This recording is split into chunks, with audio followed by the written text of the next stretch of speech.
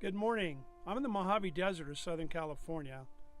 It's a Mojave National Reserve. And I normally do videos about history on ghost towns, history on mining. This is a little different. It does have a little bit of mention about history of mining. But this will be mostly about a place called Mitchell Caverns. Quite interesting history. It's a beautiful place located up in the Providence mountain range behind me. And there's a tour of inside the caverns, which we're going to go take. Tours put on by the California Parks Department.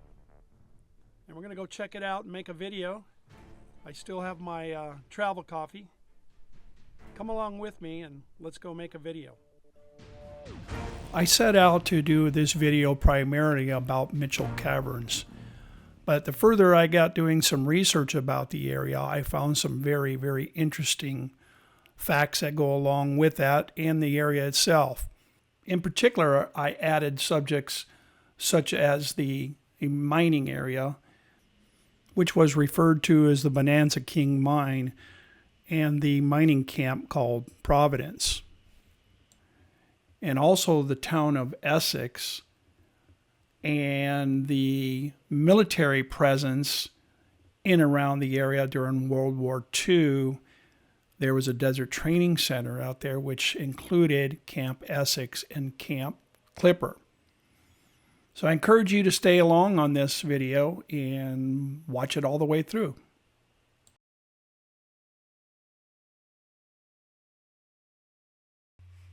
Mining in the Providence Mountains began during the 1860s and 1870s with a few small camps. Along the steep slopes of the Providence Mountains, parties of prospectors from Ivanpah found an extremely rich silver ore during the spring of 1880. Some of the rock assayed as much as $5,000 a ton. The richest claim turned out to be the Bonanza King. A rich vein was found in early 1882 at the Bonanza King. The owners of the Bonanza King sold their interest to the Bonanza King Consolidated Mining and Milling Company of New York. They put at least 100 men to work round the clock developing the mine. The company erected a 10-stamp mill at a spring on Juan Domingo's ranch, a mile and a half from Providence. The town of Providence thrived. It had a post office. It was established in June of 1882. In October, the county supervisors created an election precinct. By early 1883, the camp had about 300 residences. Soon after, silver prices began to decline. In early 1885, the Bonanza King suspended work in March. In late July of 1885, the mill burned. The company discharged most of its workers. Although it cleared away the debris, the Bonanza King never rebuilt its mill. The post office was discontinued in May of 1892, and a store and a saloon remained in business at least until 1893. Providence experienced several revivals. The Trojan Mining Company built a gasoline-powered 10-stamp mill and worked the Bonanza King mine from 1906 through September of 1907. In 1915, the Hall Roster and Company of Massachusetts rebuilt the mill and reopened the mine, hired 30 men. Work went on around the clock. The company installed an electric light plant, a water line, gasoline engines, and the most modern hoisting and milling equipment. 2 trucks made daily trips to Fenner. During the next few years, the company reopened several shafts as far as 800 feet deep and was taking out very rich ore. But when World War I ended, the price of silver again declined. The company suspended all work in July of 1920.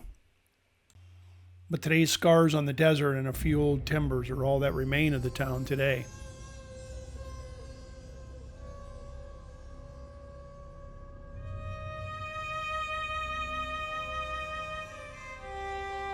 Numerous paleontological and archaeological finds have been made in and around the Mitchell Caverns.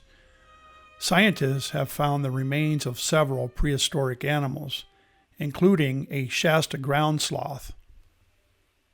The caverns were a special place for the Mojave Indians, and a number of tools and material culture have been found. The Mojave knew the cave as the eyes of the mountain, due to their easily spotted dual entrances located on the side of the mountain.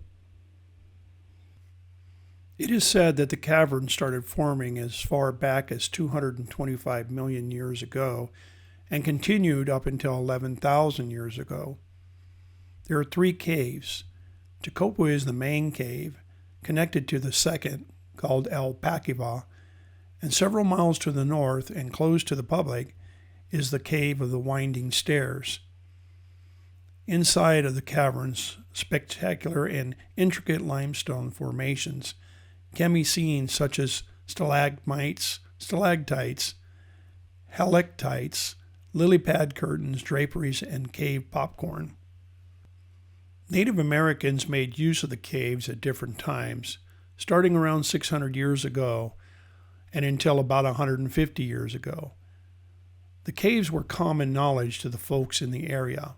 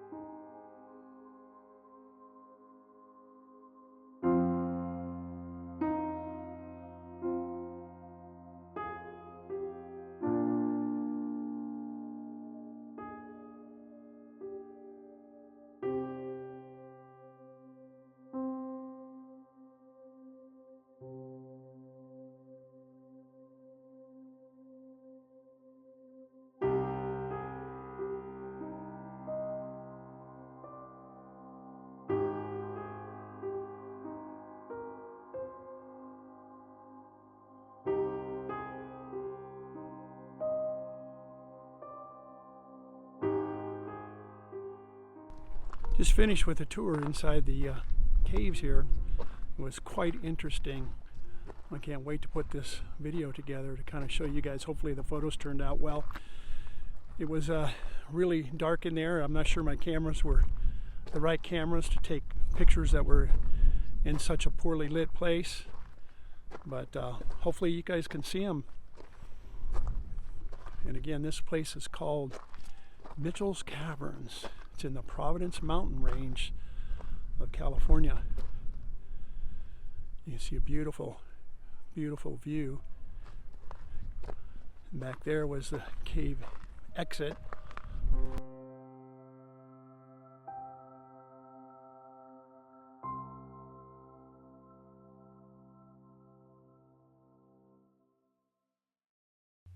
Essex was originally established by the Southern Pacific Railroad in 1883 as a railroad maintenance camp.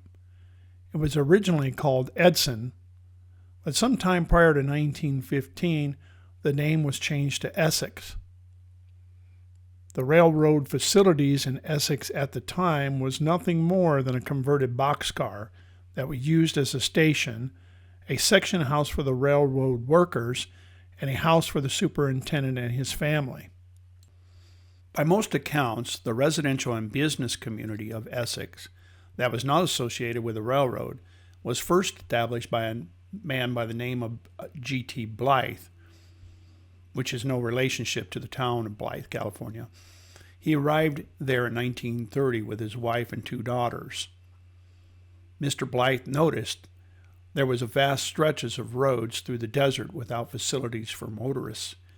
It was 100 miles between Needles and Ludlow, California, and another 50 miles to Barstow. So he decided to open a small garage and gasoline service station at Essex, at the intersection of Route 66 and the road going north to Mitchell Caverns. At this time, Route 66 was just a dirt road adjacent to the railroad tracks. The original dirt road through Essex that paralleled the railroad and continued to Fenner and Goff's was designated National Old Trails Road by the National Old Trails Road Association in 1913. In 1926, the road was renamed U.S. Highway 66, but it took several years to pave the new highway across the desert and was paved by the county from west to east from Barstow to Needles. As traffic on Route 66 continued to increase in the 1930s, and especially in the late 1940s after World War II, more and more businesses began to establish in Essex. At its peak, Essex had 4 gas stations, 2 garages, 2 markets, a motel. It's called the Wayside Inn, a post office, and 2 cafes. But not all of them were operating at any one time. There was never a church or cemetery in Essex. In 1929, a school was opened in Essex through the efforts of Mr. Blythe and Mr. G.W. Simpson, an Essex resident. Classes were initially held in the converted boxcar, and the first teacher to be employed was Miss Ida Collins. The school eventually was moved to a house that was donated to the school district, but a new school was built in the 1930s to accommodate from 20 to 30 students in multiple grades in 2 separate classrooms. As I understand and as I read, this school closed in 2002. The post office in Essex and the adjacent former market are very unique, having been built by Mr. Blythe and made a facade using the rock gathered locally from the surrounding desert. Although there were a number of Essex residences and school children who worked in the post office as helpers, there were only 3 postmasters during its existence. The Wayside Inn on the west end of Essex was built in the early 1930s and consisted of a cafe, grocery store, garage, a gas station, and 14 motel cabins. It was the only motel ever operated in Essex. The motel caught fire in the mid-1940s, and then the property was purchased by a new owner and rebuilt, which they ran from 1946 until 1950. A fire destroyed the Wayside Inn again in 1958 and was probably the end of the business. There is no indication that was ever rebuilt. A couple of small wooden cabins are still standing today among the concrete foundations where other cabins once stood. The Carlos House, one of the few houses in Essex on the north side of the road, was built in the late 1920s to house the maintenance men who worked on the telephone lines. The telephone line was just north of Essex and was installed in 1929 and connected the East Coast and the West Coast, the first intercontinental phone line. Land was owned by Craig family in Essex, and when it was no longer used for the maintenance personnel, Eunice Craig turned the building into a restaurant. The Carlos family used the house as a home and ran a cafe for a while, but the years they were there are uncertain. The house was also used as a beauty salon for a short time. Sadly, the years have taken their toll and the house is now in danger of complete collapse. Motorists driving into Essex today are greeted by a green highway sign that reads Essex Population 100, Elevation 1,775. Although the elevation is correct, there are only 3 permanent residents. The basis for the population figure on the road sign was decided upon by the highway department by the number of boxes in the post office. This is what it looks like driving through Essex today. Once Interstate 40 was completed in the early 1970s, Essex was bypassed and the population quickly dwindled. Now all of the business in Essex have closed and many of the buildings are unoccupied and succumbing to the elements. Although a few residents remain these days, the only signs of life in Essex are mainly just the occasional railroad worker and highway maintenance crews.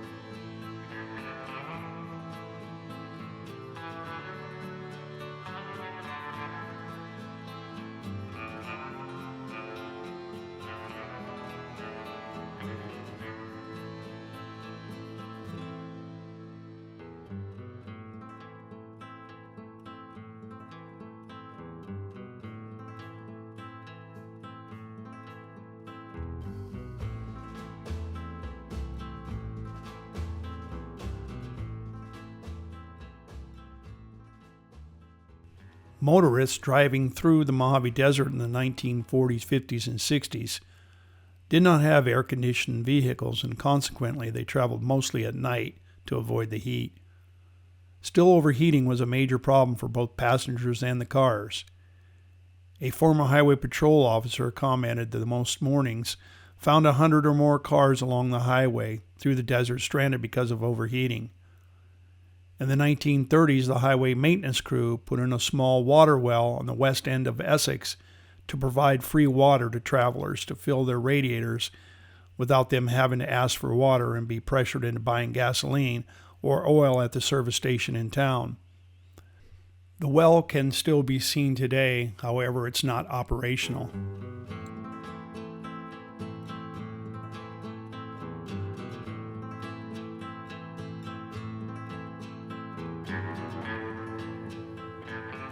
In January 1942, the success of the German Army in North Africa led the U.S. War Department to focus U.S. Army training efforts in areas with the desert terrain and that environment.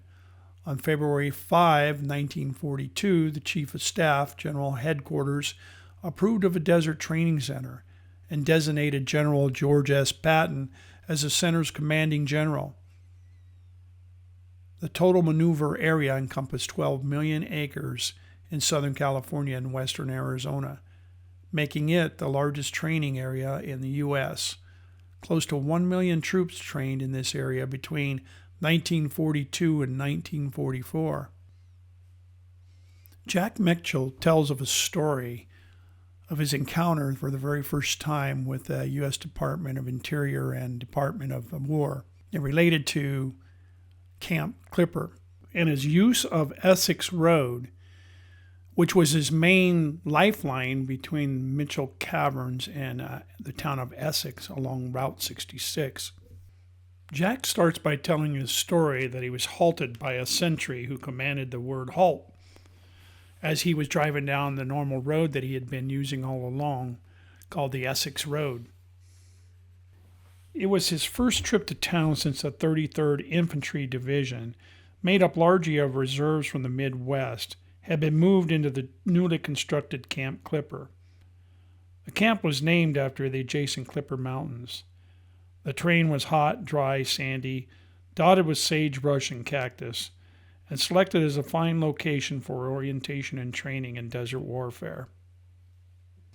The powers that be didn't bother to ask Jack if he would be inconvenienced to have 14,000 troops camped in his front yard, or if he would object to having his resort and means of livelihood blocked off from civilization. The sentry had told him that he had to use a different route, which was much longer. He had to go across the desert to Fenner and then down to Essex. That was not acceptable to Jack. He drove straight to Camp Clipper headquarters. He asked to speak with the commanding officer. He reached an agreement that allowed him and his family to use the Essex Road and visit the camp at any time.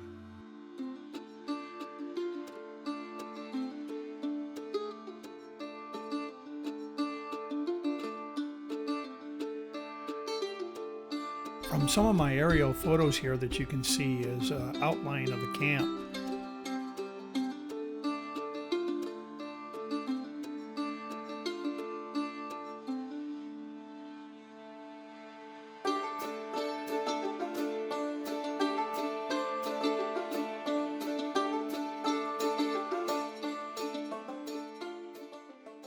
An airstrip was built at Camp Essex to facilitate and support logistics for moving in equipment.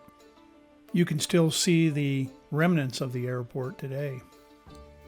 And also there was a 500,000 gallon concrete reservoir, which you can still see remnants of.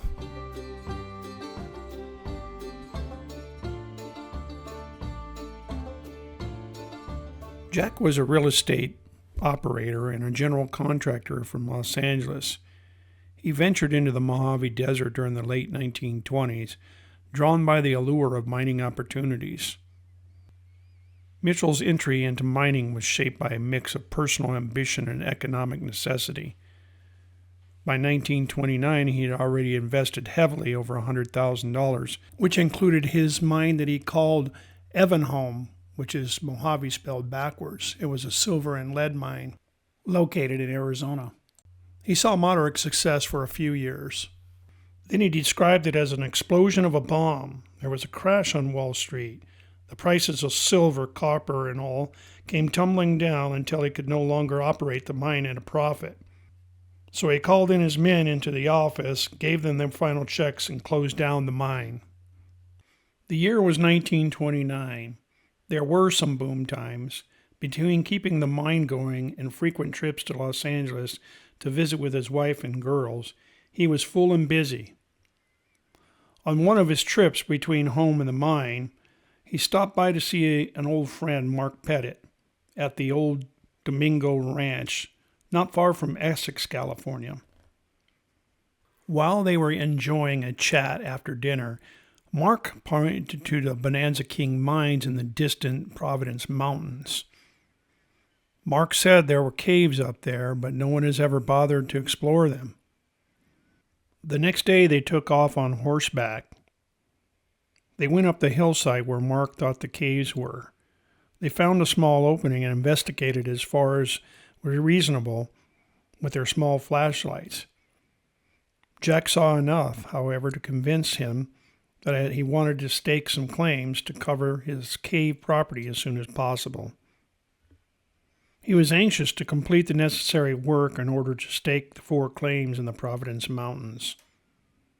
He had to build monuments and measure the 4 claims, and after the first assessment work, have them duly recorded. In 1931, Jack descended the cave of the winding stairs for the first time. In 1933 was the year the caverns were introduced to the American motoring public. Philip Johnston of Touring Topics magazine wrote an article about these wonders of the desert.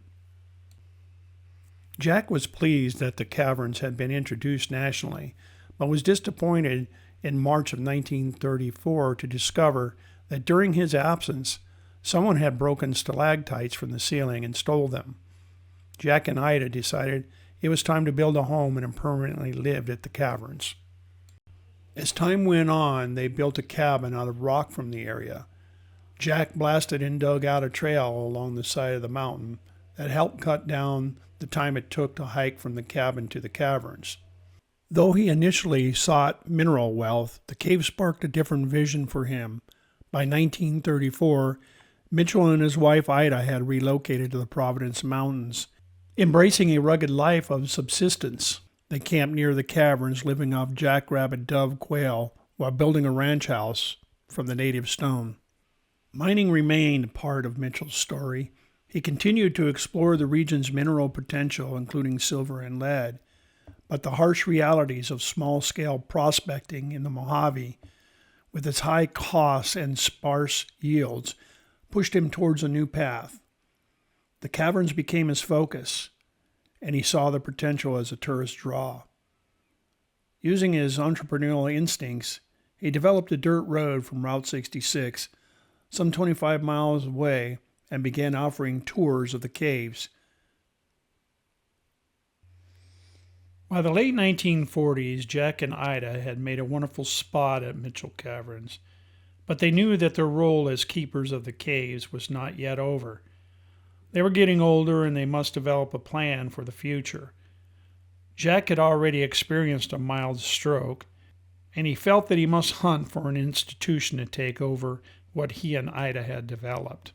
On October 28, 1954, before Jack had a chance to consummate a deal to transfer ownership of the caverns to the state of California, and before he could get a book published telling his story, he was killed in a tragic accident.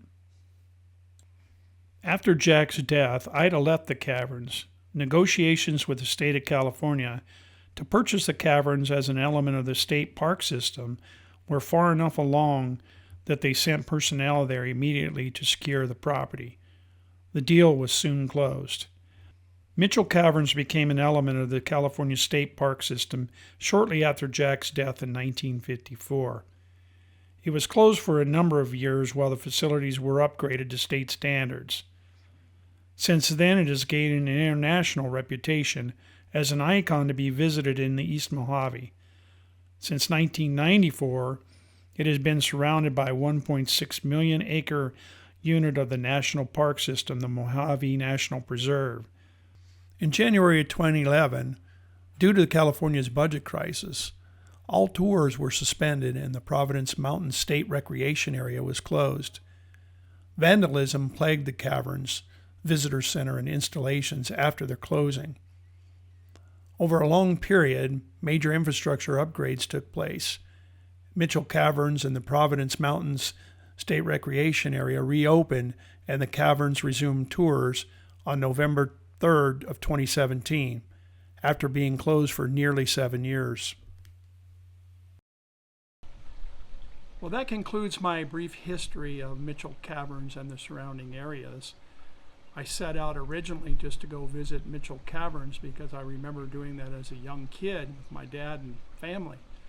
I hadn't been back there in many, many years, over probably 40 years, and I found it just to be a beautiful place as I remembered.